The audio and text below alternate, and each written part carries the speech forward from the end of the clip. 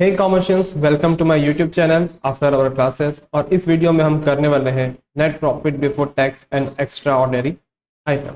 Net profit before tax and extra ordinary item होता क्या है? This is the starting point of cash flow statement.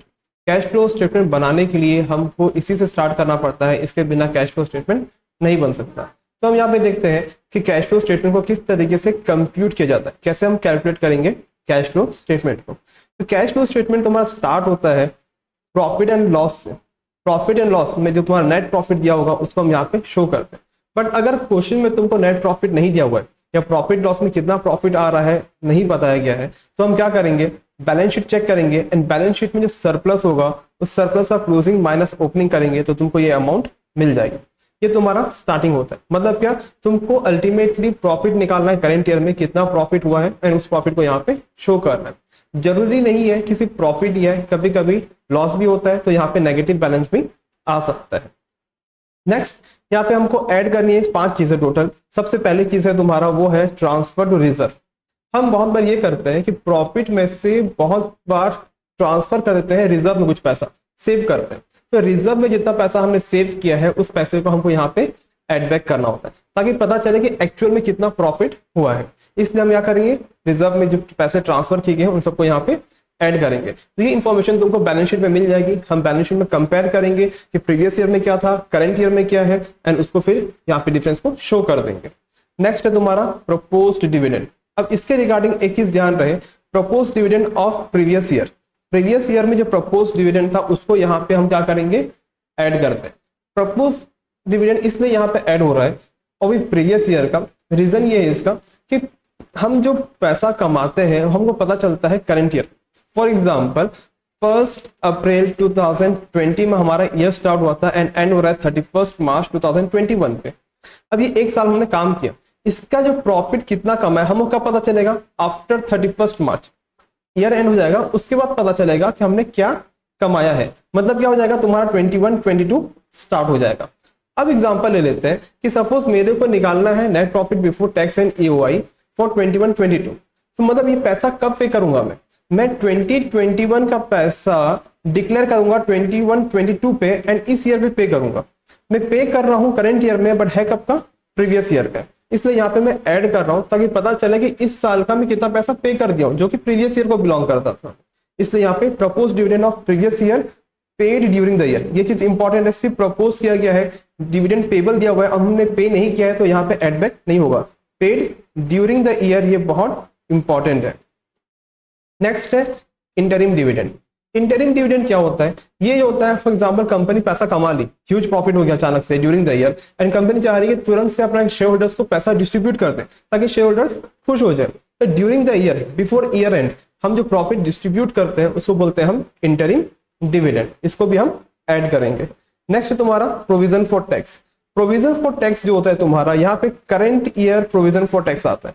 तुमको ये profit and loss के statement मिल जाएगा कि करंट ईयर का प्रोविजन फॉर टैक्स कितना है। अगर तुमको क्वेश्चन में नहीं दिया होगा प्रोविजन फॉर टैक्स कितना है, तुमको यहाँ क्वेश्चन में नहीं मिल रहा है, ये तुमको बैलेंस शीट में दिख जाएगा। प्रोविजन फॉर टैक्स जो बैलेंस शीट में क्लोजिंग रहेगा उसी को यहाँ पे शो कर देना है। कई बार हमको इसको कैलकुलेट भी करना पड़ता है, तो किस तरीके से कैलकुलेट होता है इसको हम यहाँ पे देखते हैं। हमको प्रोविजन फॉर टैक्स के लिए एक छोटा सा लेजर बनाना पड़ेगा प्रोविजन फॉर टैक्स का। इसका जो तुम्हारा ओपनिंग बैलेंस अगर दिया हुआ है प्रोविजन फॉर टैक्स, यहाँ पे लिख देंगे बाय ओपनिंग बैलेंस, जो अमाउंट दिया होगा उसको यहाँ पे शो कर देंगे। यहाँ पे लिख देंगे टू क्लोजिंग बैलेंस, यहाँ पे अमाउंट आ जाएगा। अब यहाँ पे तुमने जो पैसा पे किया होगा टैक्स पेड, अगर क्वेश्चन तुमको दिया हुआ है तो यहाँ पे हम शो कर देंगे टू बैंक करके या टू कैश करके जो हमने पे किया होगा। ये क्या चीज के लिए है, पेड, जो टैक्स पे कर रहे हैं हम यहाँ पे उसको शो करते हैं। बाकी यहाँ पे जो तुम्हारा बैलेंसिंग फिगर आएगा, ये बैलेंसिंग फिगर हमारा रहता है करंट ईयर का प्रोविजन फॉर टैक्स, इसको हम यहाँ पे शो करते हैं। तो क्वेश्चन में क्या दिया इस पे डिपेंड करता है। अगर तुमको क्वेश्चन में टैक्स पेड के बारे में कुछ नहीं बताया है, जो तुम्हारा बैलेंस शीट में क्लोजिंग बैलेंस शीट में जो चीज होगी उसी को हम क्या कर देंगे, current year provision for tax में डायरेक्ट लिख देंगे। अगर तुमको टैक्स पेड के बारे में कुछ नहीं बोला हुआ है, और अगर टैक्स पेड के बारे में दिया हुआ है तो तुमको ये लेजर बनाना पड़ेगा। ओपनिंग बैलेंस को क्रेडिट साइड में लिखेंगे, to closing balance debit side में, टैक्स पेड जितना किए हैं वो तुम्हारा डेबिट साइड में टू बैंक आ जाएगा। बाकी जो बैलेंसिंग फिगर बचेगा वो होगा तुम्हारा करंट ईयर का प्रोविजन फॉर टैक्स। नेक्स्ट है एक्स्ट्रा ऑर्डिनरी आइटम। ये एक्स्ट्रा ऑर्डिनरी आइटम क्या होते हैं? ये ऐसी आइटम्स होती है जो कि रेगुलर नहीं होती बिजनेस में। फॉर एग्जाम्पल, मशीन डैमेज हो गई या ट्रक का एक्सीडेंट हो गया और हमको वहां से इंश्योरेंस मिला। ये जो पैसा इंश्योरेंस का मिल रहा है ये इनफ्लो ऑफ कैश है। या फॉर एग्जाम्पल, मेरा सामान चोरी हो गया, मेरा नुकसान हो गया, ये सब जो क्या होती है हमारी एक्स्ट्रा ऑर्डिनरी आइटम्स होती है। तो इनको यहाँ पे एडजस्ट करते हैं। ये बहुत रेयरली ऐसा होता है कि क्वेश्चंस में आता है, बहुत कम आता है। इसके हम नेक्स्ट वीडियोस में जब हम प्रैक्टिस करेंगे इसका प्रैक्टिकल, तब इसको और क्लियरली समझेंगे। फिर यहाँ पे दो चीजें हमको लेस करनी होती है। क्या है वो? Extra ordinary item. फिर से मतलब एक्स्ट्रा ऑर्डिनरी आइटम प्लस भी होता है और माइनस भी होता है। अगर तुमको एक्स्ट्रा ऑर्डिनरी आइटम से कहीं पे इनफ्लो हो रहा है, मतलब तुमको एक्स्ट्रा ऑर्डिनरी आइटम तुमको दिखी और वहां से तुमको लग रहा है कि पैसा आ रहा है, उसको माइनस करेंगे। और कहीं पे तुमको लग रहा है कि एक्स्ट्रा ऑर्डिनरी आइटम की वजह से तुम्हारा पैसा जा रहा है, उसको हम क्या करेंगे? यहाँ पे ऐड करेंगे, ताकि हमको एक्चुअल में पता चल जाए कि इसके इफेक्ट के बिना हमारे पास क्या कैश या क्या प्रॉफिट अवेलेबल था।